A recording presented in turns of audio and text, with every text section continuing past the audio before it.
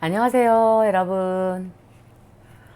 오늘은 교과 활동 세 번째 시간으로 교과 프로젝트 연구 활동에 대해서 여러분한테 안내를 드리려고 합니다. 여러분들이 제가 지난 시간에 국영수가사 이 전체 과목에 여러분이 전공과 관련시켜서 프로젝트 연구 활동을 하면 좋다라고 말씀을 드렸더니 연구를 할 줄을 몰라요 이렇게 하신 학생들이 있어서 제가 오늘 쉽게 여러분들한테 풀어서 짧고 쉽게 안내를 좀 드리려고 하고요. 들어가기 전에 여러분의 그 선배나 후배 친구들은 어떤 활동을 어떤 그 프로젝트 연구들을 진행했는지 한번 구경 좀 한번 하고 가볼까요? 여기서 가보자. 4차 산업혁명과 영어 교육의 미래. 영어 교육과 가는 학생 같아요. 그쵸? 네, 이렇게 할 수 있어요. 화장품에 사용되는 천연 방부제 어쩌고 저쩌고. 그러니까 화장품 연구원이 되고 싶은 애인가 봐요.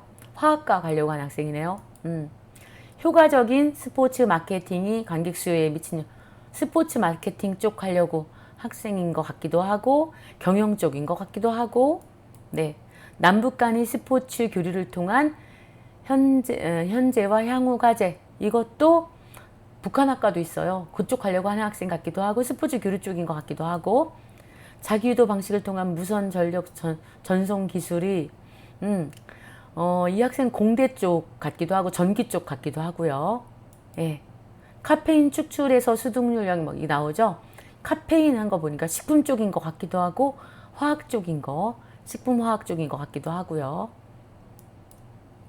고등학생 비만에 대해서 하는 학생들은 이거는 의대인 것 같기도 하고 건강 보건 쪽 같기도 하고 그러니까 친구들이 본인이 트러스트교 형태 이거는요 건축 같기도 하고 물리 쪽이기도 하고 여러분들이 궁금한 것을 이렇게 소소하게 재밌게 연구를 할 수가 있어요. 그런데 어떻게 해야 될지 모르겠다라는 여러분들이 이해가 돼요. 그래서 여러분들께 선생님이 오늘은 물론 이런 연구를 진행할 때 프로젝트 연구를 소소하게 하더라도 펌이 있고요. 펌을 알면 좀 더 거기에 맞춰서 하면 좀 편하게 하겠지. 근데 그게 무슨 뜻인지를 잘 모른다는 학생들이 있어서 간략하게 설명을 해드릴게요. 연구에는 양적 연구와 질적 연구가 있어요. 양적 연구는 A팀, B팀 실험에서 결과가 똑 떨어져. 숫자로 딱 나와. 뭐가 더 높고 뭐가 낮고 이렇게 이게 양적 연구야.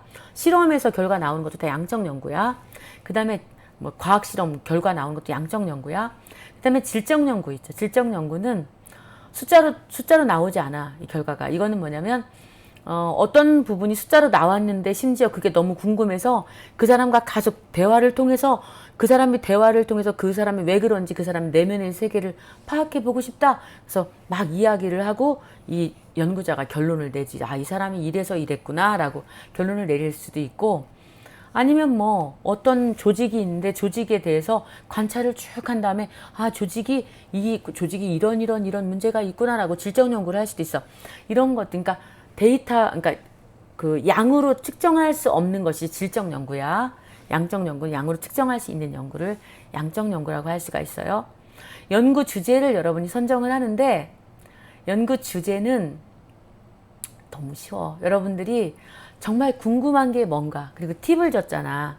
여러분 대학에 가서 전공할 내용과 연계시켜서 궁금한 게 뭔지를 계속 생각해봐. 이게 얼마나 훌륭한 일이야. 여러분이 진짜 궁금한 게 뭔지를 생각한 다음에 그거를 연구해. 친구들이 나는 이쪽 언어 쪽 아니면 국문학 쪽 그쪽 가려고 하는데 친구들이 매일마다 막 욕을 하는 게 들리네? 그러면 친구들이 비속어를 사용하는 거에 대해서 얼만큼 사용하고 이런 것도 연구할 수도 있어. 일상생활에서. 그러니까 연구 주제는 여러분들이 궁금한 걸 선정을 하면 돼요. 그런데 물론 여러분들 그걸 할지 말지 고민했는데 이럴 수도 있어.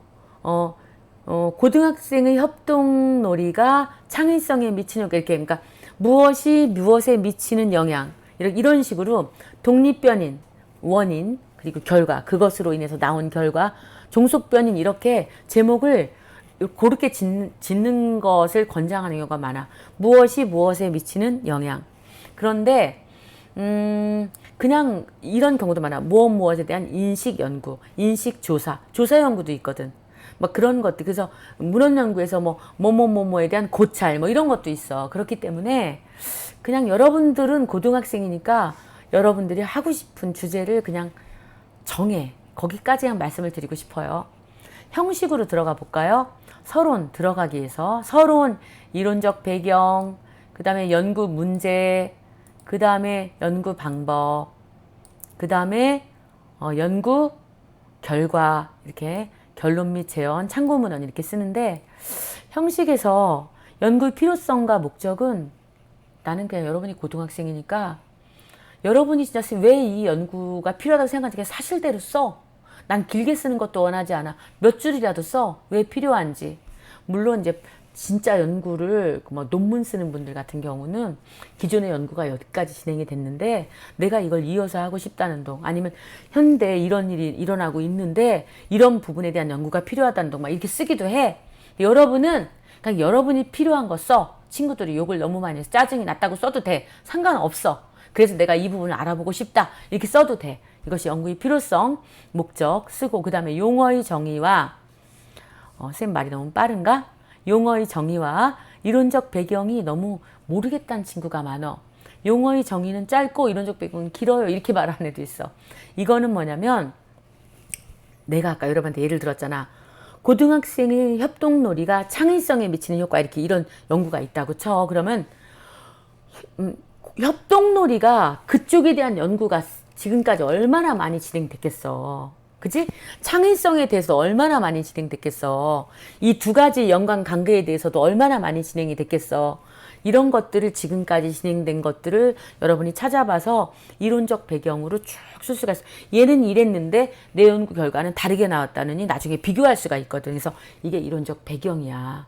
문헌에는 어떻게 나와 있고 사람들이 연구한 게는 어떻게 나와 있고, 이게 바로 이론적 배경인 반면에 요거의 정의는 봐봐. 협동놀이가 수백 가지가 있겠지. 그런데 내가 말하는 협동놀이는 이거다라고 말하는 게 바로 뭐냐면 뭐야? 용어의 정의야. 창의성도 수백 가지가 있겠지. 근데 내가 말하는 창의성, 내 연구에서는 이걸 창의성으로 하겠다. 수백 가지를 다 들어올 순 없잖아. 이거를 창의성으로. 그래서 창의성을 측정할 때 어떤 연구자가 개발한 여기서 측정된 값을 창의성으로 한다. 이렇게 용어를 정의하기도 해. 어려워? 어쨌든 이론적 배경하고 용어의 정의에 대한 개념은 알았을 거야. 그 다음에 연구의 범위는 어디부터 어디까지 이런 뜻이 아니야. 이 연구의 제한점이, 여러분들 연구를 읽어도 모르겠대. 그래서 알려주는 거야. 연구의 범위는 제한점. 내가 지금 고등학교 협동놀이가 창의성에 미친 효과를 내가 막 했어. 얘 A, B팀으로 우리 반 애들을 반쪽으로 나눠갖고 A팀한테는 협업놀이, 얘한테는 그러니까 협업놀이를 전혀 안 한 다른 거를 쭉 한 다음에 아이고 A팀이 창의성이 되게 높아졌네. 이런 결론을 내렸어. 그랬다고 그래서 이걸 전국에 있는 고등학생들한테 다 일반화시킬 수는 없잖아. 그치? 그래서 이거는 얘네들한테만 했기 때문에 일반화시키는 건 곤란하다라고 말을 한다든지, 아니면 내가 잠깐 두 개로만 이렇게 내가 2개 프로그램만 넣었어. 이 프로그램 가지고는 전체를 그렇게 다 보는 것은 문제가 있다. 그러니까 연구의 제한점이야. 한계점. 이것이 바로 연구의 범위야. 연구의 범위 나오고 제한점 나오면 그런 뜻이구나 하고 생각하도록 하세요. 이론적 배경은 다 했어. 연구 문제를 여러분이 설정을 해야 되는데, 연구 문제라고 쓰기도 하고 어떤 사람은 가설을 설정하기도 해. 근데 연구 문제는 질문형이야. 의문문으로 써. 아까 고등학생의 협동놀이가 창의성에 미치는 효과, 이거의 연구 문제는 가장 쉽게 하나만 잡는다면 뭐냐면, 고등학생의 협동놀이가 창의성에 영향을 미치는가? 이렇게 의문문으로 물어. 이게 연구 문제야. 여러분이 그거 알고 싶은 거잖아. 그 주제에서 그거 알고 싶은 거잖아. 그게 연구 문제야. 연구 문제를 조금 이제 실제 논문 쓰는 사람들 디테일하게 나누기도 해. 예를 들어서 창의성이 융통성, 독창성 이런 게 포함되면은 창의성이 융통성에 영향을 미치는가, 독창성에 이렇게 가기도 하고, 고등학생 중에 여학생에 미치는가, 남학생에 이렇게 막 세부적으로 구분하기도 하지만 여러분은 그냥 하나로 통으로 가도 상관이 없어. 이게 질문형 연구 문제고, 연구 문제 대신에 가설을 세우기도 하거든. 가설에서는 이거는 그냥 서술형이야. 뭐냐면 고등학생의 협동놀이가 창의성에 영향을 미친다. 이것이 가설이야. 미칠 것이다. 이거 맞지 않아요? 미친다. 이거에 대해서 여러분이 증명하는 게 바로 연구야. 그래서 A팀은 굉장히 증가됐고 B팀은 증가되지 않았어. 실험을 해보니까 A팀은 프로그램 넣어서 이렇게 막 운영해보니까 굉장히 증가됐어. 그럼 실제 영향을 미치는 거지. 가설을 증명하게 된 거지. 성립이 된 거야, 가설이. 근데 해보니까 똑같아. 전혀 변화가 없어. 그건 무슨 뜻이야? 가설이 기각됐다 그래. 그래서 여러분이 영향을 미친다가 아니다 이렇게 되는 거지. 의미가 없는 연구가 됐다 이렇게 볼 수가 있죠. 그 다음에 이게 연구 문제는 의문문, 가설은 서술형으로 쓴다. 그 다음에 연구 방법이야. 연구 방법에서 첫 번째 연구 대상을 써. 여러분 연구 대상 누구로 할 거예요? 여러분 친구, 여러분 부모, 여러분 스스로 자기 자신을 해도 된다. 누구나 여러분들이 관심 있는 모든 것을 연구 대상으로 하세요. 그 다음에 뭐 실험 연구를 해도 돼. 거기 사람이 대상이 아니겠지. 응? 그 다음에 연구 도구가 있어. 근데 이 질문이 되게 옛날에 선생님 빵 터졌는데 어떤 친구가 그래요. 어머, 이 설문지를 도구라고 되어 있어요. 잘못됐나 봐요. 뭐가 잘못돼요? 설문지, 사전에 무엇을 운영하기 전에, 아까 협동놀이를 한번 운영해 보기 전에 사전에 설문조사를 해. 처음에 얘네들이 창의성이 얼마였는데 얼마가 증가됐다는 걸 증명해야 되니까 창의성을 측정해. 그 설문지를 줘. 이것이 이 측정하는 설문지. 이게 도구야. 측정 설문지잖아. 측정 도구야. 끝나고 또 설문지래. 이것도 도구야. 프로그램을 넣었지? 프로그램도 도구야. 우리가 물론 실험할 때 비이커 이런 것도 도구야. 근데 그렇게 막 실험할 때 비이커 이런 것만 도구가 아니라 지금 말씀드렸다시피 설문지나 프로그램 이런 것도 측정 도구, 그 다음에 운영 도구에, 프로그램 도구에 해당이 된다. 그 말씀을 드립니다. 그 다음에 이제 연구의 절차라는 건 뭐냐면, 절차는 그거야. 아까 지금 이 내용이야. A, B팀으로 나눈 다음에 A팀한테는 A팀, B팀한테 사전 설문지를 하고 나서 운영을 한 다음에 사후 설문지를 측정을 해서 이 절차를 쭉 설명하는 것. 이것이 절차야. 실험을 첫 번째 측정을 언제 하고 두 번째 측정을 이때 하고 세 번째 측정을 이렇게 하겠다라는 것이 연구의 절차다. 이렇게 보시면 됩니다. 그 다음에 자료의 처리가 있다. 자료의 처리는 뭐냐면 통계 내는 거야. 통계 내는 게 자료의 처리야. 양적 연구는 통계가 가능하잖아. 숫자가 딱 나오니까. 근데 질적 연구는 통계를 못 하잖아. 이런 경우는 뭐냐면 우리가 어떤 사람하고 예를 들어 면담을 막 했어. 그 사람에 대해서 알아보려고. 그런 것을 우리가 적을 수가 없기 때문에 녹취를 한다. 녹취를 했다가 그것을 내가 글로 옮기는 걸 전사라고 하거든. 이것도 자료의 처리야. 그리고 전사해 놓은 거, 글로 옮겨 놓은 것을 어떤 부류, 뭐 창의성, 도덕성, 뭐에 따라서 이 사람이 분류했다. 그 사람 말을 종류별로 나눠서 분류했어. 이것도 뭐냐면 자료의 처리야. 그러니까 자료의 처리는 통계를 내거나 그걸 유목화시켜서 분류하는 걸 자료의 처리라고 한다라는 정도만 알아도. 그 다음에 연구의 결과와 연구의 결론을 잘 모르겠대. 맞아. 연구의 결과는 뭐냐면 아주 달라. 결과는 데이터야, 데이터. 통계 결과 나온 거, 그러니까 우리가 그 실험 결과 나온 거 있지? 숫자 데이터. 이게 바로 연구 결과야. 어떤 게 높게 나오고 적게 나누지? 이게 결과야. 그런데 질적 연구에서는 뭐가 결과냐면 얘기를 했잖아. 얘기를 해서 우리가 전사해놨지. 그게 결과야. 글로 남겨놨지. 글로 다시 옮겨놨지. 이게 결과야. 결과. 그 다음에 결론은 뭐냐면 이 데이터에 대해서 연구자가 자기의 생각을 함께 적어 놓은 것이, 그걸 분석해 놓은 것이 결론이야. 이것은 이거에 영향을 미쳤고 이렇게 된 것에는 이런 원인이 있었으면, 이것이 바로 결론이야. 알겠지? 그리고 재현이라고 하는 것은 뭐냐면, 재현은 뭐야? 내가 이 연구를 해보니까 아까 봐. 협동놀이가 창의성에 영향을 미친다고 내가 연구를 했어. 그러면 학교에 제안을 할 수 있어. 학교장인 교장한테 와서 교장 이거 해주십시오 할 수 있잖아. 이게 바로 재현이야. 정책 재현이라 그래. 학교에 이걸 해달라. 혹은 국가에 이걸 해달라. 이거를 재현할 수가 있어. 이게 재현이야. 아니면 내 연구가 창의성에 밖에는 못했는데 도덕성도 이 협동놀이가 도덕성에 어떤 영향을 미치는지 알아볼 필요가 있다. 이렇게 재현할 수도 있어. 후속 연구를 재현할 수도 있고, 그 다음에 지금 현재 어떻게 적용시키는 거에 대해 재현할 수도 있고, 여러분들이 맘대로 써. 틀리는 거 없어. 여러분들은 고등학생이야. 틀리는 거 없어. 이렇게 쓰시면 됩니다. 그 다음에 참고 문헌, 부록 뭐 이런 거 써주면 끝나. 쉽지? 그러면 이거 한번 보여드릴까요? 친구들이 이렇게 발표를 하잖아. 이론적 배경 막 발표하고 있지? 봐라. 구경 좀 시켜줄게. 연구를 막 진행했다. 한참 졸업해서 대학교 한 3학년쯤 되는 애들 거를 제가 그냥 보여주는 거야. 옛날 아이들이니까. 봐. 분자 요리 주방에서 과학실을 발견하다. 양적 연구에서는 사실 나올 수 없는 제목인데 고등학생 괜찮아. 질적 연구 제목인데 얘네 아마 양적 연구 했을 거야. 상관없어. 괜찮아. 갑니다. 이렇게 목적해서 실습하고 설문조사도 하고 막 여러 가지 많이 했네요. 인공지능의 영향과 활용 너무 크지? 엄청난 과학자가 한 것 같지만 친구들이 소소하게 이렇게 할 수 있어요. 대단한 친구들이죠. 저희 친구들 진짜 학생이지만 진짜 매력적이라고 생각합니다.